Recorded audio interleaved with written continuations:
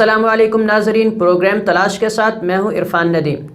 ناظرین، آپ کو یاد ہوگا کہ کچھ عرصہ قبل واٹس ایپ نے ایک نئی پالیسی جاری کی تھی جس میں وہ میرے اور آپ کے ڈیٹا تک رسائی اور اسے شیئر کرنے کی اجازت چاہتا تھا۔ صارفین کے شدید احتجاج اور واٹس ایپ کے متبادل ایپس نے واٹس ایپ انتظامیہ کو اس پالیسی کو مؤخر کرنے پر مجبور کر دیا تھا۔ اگرچہ واٹس ایپ نے وقتی طور پر اس معاملے کو سنبھال لیا تھا، مگر سوال یہ ہے کہ وہ ہمارے ڈیٹا تک رسائی کیوں چاہتا ہے اور اس سے واٹس ایپ کے کیا مفادات وابستہ ہیں۔ ناظرین، آگے بڑھنے سے قبل ہمارے چینل کو لائک اور سبسکرائب کیجیے۔ ہمیں یقین ہے کہ آپ کا یہ فیصلہ سوشل میڈیا کی سنسنی خیزی اور ہیجان انگیزی کے برعکس سنجیدہ پروگرامز اور خیر کو پھیلانے میں معاون ہوگا۔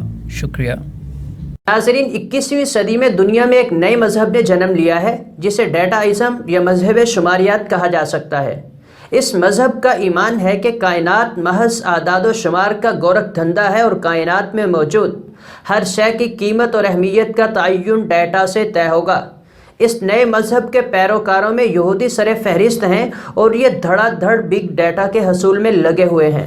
ناظرین، آپ یہ جان کر حیران ہوں گے کہ مستقبل میں اس زمینی سیارے پر حکومت ان قوتوں کی ہوگی جو بگ ڈیٹا کی مالک ہوں گی۔ بگ ڈیٹا کیا ہے؟ یہ وہ ڈیٹا ہے جو میں، آپ اور دنیا کے کروڑوں اربوں انسان واٹس ایپ، ٹویٹر، فیس بک، گوگل اور یوٹیوب جیسی ویب سائٹس کو مفت میں فراہم کر رہے ہیں۔ اس ڈیٹا کی بنیاد پر یہ لوگ ہم سے زیادہ ہمارے بارے میں جانکاری رکھتے ہیں۔ اس جانکاری کی بنا پر یہ آنے والے زمانے میں ہمارے اذہان کو کنٹرول کریں گے اور کروڑوں اربوں انسانوں کا مستقبل ان کے ہاتھ میں ہوگا۔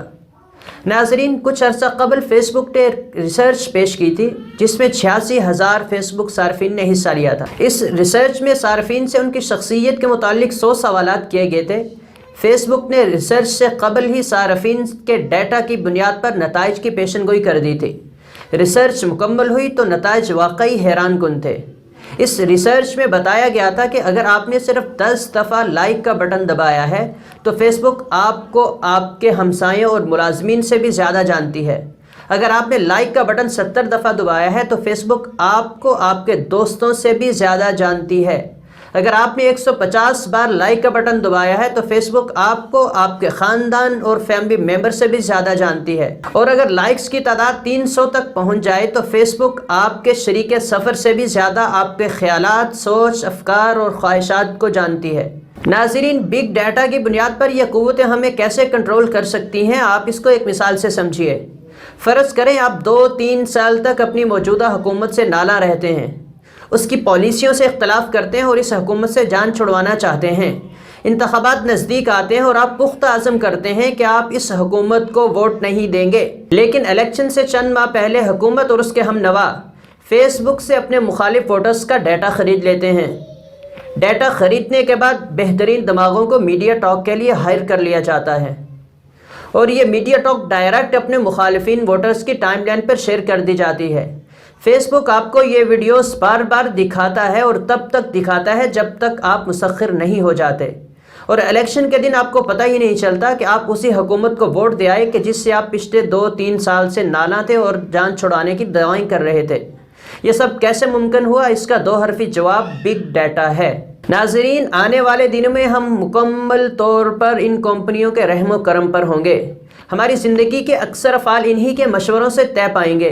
مثلا واٹس ایپ، ٹویٹر، فیس بک، گوگل اور یوٹیوب میرے ڈیٹا کی بنیاد پر مجھے بتائیں گے کہ مجھے چھٹیاں کہاں گزارنی ہیں، مجھے کون سی فلم دیکھنی ہے، مجھے کون سا کالج جوائن کرنا ہے اور کون سی یونیورسٹی میرے حق میں بہتر ثابت ہو سکتی ہے، اور تو اور میرے جیون ساتھی تک کا انتخاب ان کمپنیوں کے رحم و کرم پر ہوگا۔ میرے ڈیٹا کی بنیاد پر یہ کمپنیاں مجھے کہیں گی، ہم بچپن سے تمہیں جانتے ہیں، ہم نے تمہاری ساری اسٹڈی کا ریکارڈ دیکھا ہے، تم نے کون سی فلمیں دیکھی ہیں ہم یہ بھی جانتے ہیں، ہم تمہاری ساری لو سٹوریز اور تمہارے میسیجز سے واقف ہیں، ہم نے تمہاری شیئر کردہ ہر تصویر دیکھی ہے، تمہاری ساری فون کالز سنی ہیں اور ہم تمہارے ڈی این اے اور دل کی دھڑکنوں کے اعداد و شمار تک سے واقف ہیں۔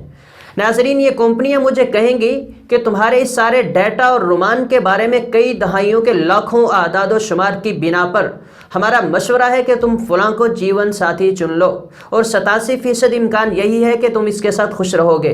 یہ مزید کہیں گے کہ ہم یہ بھی جانتے ہیں کہ یہ بات تمہیں پسند نہیں آئے گی، کیونکہ تمہارے ڈیٹا کی بنا پر ہم جانتے ہیں کہ تم ظاہری خوبصورتی کو ترجیح دیتے ہو۔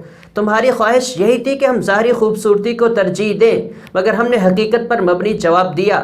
یقیناً شکل و صورت سے فرق پڑتا ہے، مگر اتنا نہیں جتنا تم سمجھ رہے ہو۔ تم انسانوں کے بارے میں ہماری تازہ تحقیق بتاتی ہے کہ تمہارے رومانی تعلقات میں شکل و صورت کو محض 14% اہمیت ہے۔ اس لیے ہم یہی کہیں گے کہ تم فلاں کو اپنا شریک سفر چن لو۔ ناظرین، آج ہمارا ڈیٹا اور ہمارے ذاتی اعداد و شمار ہی ہمارا سب سے بڑا اثاثہ ہیں، اور ہم یہ اپنا اثاثہ بغیر سوچے سمجھے ان کمپنیوں کو فراہم کر رہے ہیں۔ ہمیں اندازہ ہی نہیں کہ ہم یوٹیوب پر بندروں کے کرتب، کتے اور بلی کی لڑائی، اور فیس بک پر بلا وجہ لائکس اور کمنٹس کی صورت میں اپنا آپ ان کمپنیوں کے حوالے کر رہے ہیں۔ اس ڈیٹا کے ساتھ اگر ان کمپنیوں کو ہماری جینیاتی معلومات بھی حاصل ہو جائیں تو سوچیں ہمارے ساتھ کیا ہو۔ ہم مکمل طور پر ان قوتوں کے رحم و کرم پر ہوں گے۔ یہ لوگ ہم سے زیادہ ہمارے بارے میں جانکاری رکھتے ہوں گے۔ انہیں معلوم ہوگا کہ ہم کس طرح کے جینس کے مالک ہیں، ہماری نفسیات کیا ہیں، ہمارے عزائم کیا ہیں، ہم سوچتے کیا ہیں، اور ہمیں کیسے مسخر کیا جا سکتا ہے۔ ہماری سوچ، ہمارے رجحانات کو کیسے بدلا جا سکتا ہے، اور ہمارے اذہان کو کیسے کنٹرول کیا جا سکتا ہے۔ ناظرین، واٹس ایپ کا یہ اقدام شروعات ہیں۔ مغربی دنیا میں یہ ڈسکشنز ہو رہی ہیں کہ مستقبل میں انسانوں کے لیے ایک چپ یا کڑا پہننا لازمی کر دیا جائے جس پر اس کے سارے جینیاتی اعداد و شمار درج ہوں۔ اس چپ یا کڑے کو کسی مرکزی نظام سے مربوط کر دیا جائے اور یہ قوت انسان کو جس طرح سے چاہیں نچاتی پھریں۔ ناظرین، آج کے پروگرام میں اتنا ہی۔ اگلے پروگرامز میں ہم انہی موضوعات کو آگے بڑھائیں گے۔ تب تک کے لیے ہمیں دیجیے اجازت۔ اللہ نگہبان۔